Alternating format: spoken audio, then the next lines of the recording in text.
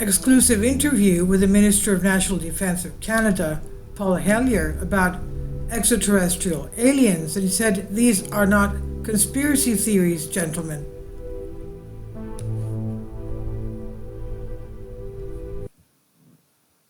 He was the Minister of National Defence of Canada in 1960 in the armed forces of the country during the Cold War. And when he retired, he publicly stated that we are not alone in the universe and that some visitors from the outer space have already come here to planet Earth. Is this fantasy, his imagination? Today, you are a very famous person, a former Canadian Minister of Defence who believes that cosmic life forms are on Earth. It's great to have you on our show. Why do you say UFOs are as real as airplanes flying over our heads? The commentator asked. And Paul Hellyer responded, because I know they are here. In fact, they have been visiting our planet for thousands of years, and this is one of the cases that interests you the most. If you can give me 2 or 3 minutes to answer. This happened during the Cold War in 1961. There were about 50 UFOs forming groups flying in the south of Russia and Europe, and the Supreme Allied Command was almost ready to press panic button, but they turned around and they went to the North Pole.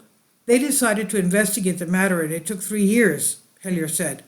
And he goes on, and they decided, and they were absolutely certain, that the 4 types of aliens at least have been visiting this planet for thousands of years. We have a long history of UFOs, and of course, there has been a lot more activity in the last few decades since the atomic bomb was invented. They are worried that we might use nuclear weapons again, and because this is the unity of the universe, and this affects not only us, but also other humanoids in space, they're afraid that we might be so stupid that we would use nuclear weapons again, and it would be very bad for us and for them. Sophie asked, no serious scholar has publicly confirmed evidence of alien contact. Why don't scientists confirm the facts, if there are any? And Hellyer said, I'm afraid they would have to change quite a bit to acknowledge the reality, even if they own at least 10% of the research that I have done in the last 8 years. I mean, they can do it even faster, but it might take a little longer since they did not have a military background like me. But there are so many wonderful books that tell all these stories. These sightings have been confirmed by more than one witness, as well as by radar, and aliens have landed in various parts of the world, including Russia. There was a very famous case, I can't remember the name of the place, but the episode was widely reported at the time. The man wrote a book about it and then bought the rights to the French edition, so the information has no global distribution. There is just a lot of evidence. If someone spends a little time researching and studying, that will be enough. Some people are interested and others just say, it's just fantasy and there's nothing to it, because I am known to the general public on this subject. In all probability, I get 3 to 4 letters a week from anywhere in the world, from people who have witnessed sightings, and some of them actually took them on their ships, on their craft, and some of them, in fact, have been transported to another planet. This information is top secret, Hellyer said. And he adds, everything is arranged so that the government does not talk about it. But if you listen to whistleblowers and people who have worked in the industry, who know what's really going on, you'll be surprised at how much information they have. And wisdom, there is a clear problem. The commentator asked, some of those who have reported seeing UFOs and being abducted by aliens, it has been proven that they have done so to become famous, to make money, or just for fun. How can we separate the truth from the lies? Hellyer said, you have to spend a lot of time trying to prove the truth. We use the expression to separate the chaff from the wheat, and it requires a lot of effort. When I was a minister, I saw the messages, and when I tested them, about 80% or 8 out of 10 were not real. Some were from Venus or plasma formations, or some were the planet Venus or plasma formations, or a dozen other things, but about 15% to 20%, there was no explanation, and they were real UFOs. At a conference, Hellyer said, which I attended, it was in Las Vegas, there was a presentation by a guy who wrote a book about the accident, and there were dozens of cases, and many of them were very, very well documented, so that it would be impossible to ignore this evidence. And they concluded that the crash of alien craft is real. The commentator asked, have you ever had your own encounter with aliens? And Paul Hellyer said, no, I have not encountered aliens. I saw a UFO about 120 kilometers north of Toronto on Lake Muskoka, where I have a cottage. 2 years ago on Thanksgiving, which is celebrated in October, my wife said she wanted to go out and look at the stars.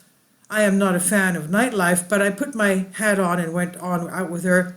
She looked up at the eastern part of the sky and said, oh, there is a star. Oh, there's something much brighter than a star. And I looked there, and we looked at the UFO. It lasted about 20 minutes. And it was definitely a UFO because it could change its position in the sky in 3 or 4 seconds. There were no satellites that could do that. Also, it was not from the space station. It can't move that fast anyway. The commentator asked, well, you looked at it just like, it looked to you just like a star to you. Hellyer said it looked like a star.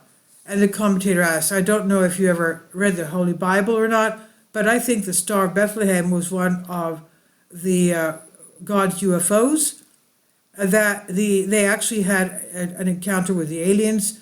What do these aliens actually look like? I mean, if all of this is interesting, how do I know if I'm seeing an alien, if they're abducting me? The first question I have to ask, how many species exist? I used to think there were 2 or 12 species, Hellyer said. On the Apollo mission, astronaut Edgar Mitchell, who arrived in Toronto a few years ago, and I had dinner with him, agreed that there were a range of 2 to 12 species. But recent reports that I have received from various sources say that there are about 80 different species, 80, and some of them look just like us. You could walk down the street and we would not know them passing one of the cases. These are the ones we call Nordic blondes and Scandinavians, who are currently working with the U.S. Air Force in Nevada. And we also have women dressed as nuns who went to Las Vegas to do a shopping spree, and they were not spotted by anyone. I have a friend who saw one of the men walking down the street. They were different from humans. Plus, there's a short gray, they, as they're called, and they're the ones that you see in most cartoons. They have very, very thin arms and legs. They're very small, and they have a great big head, big brown eyes.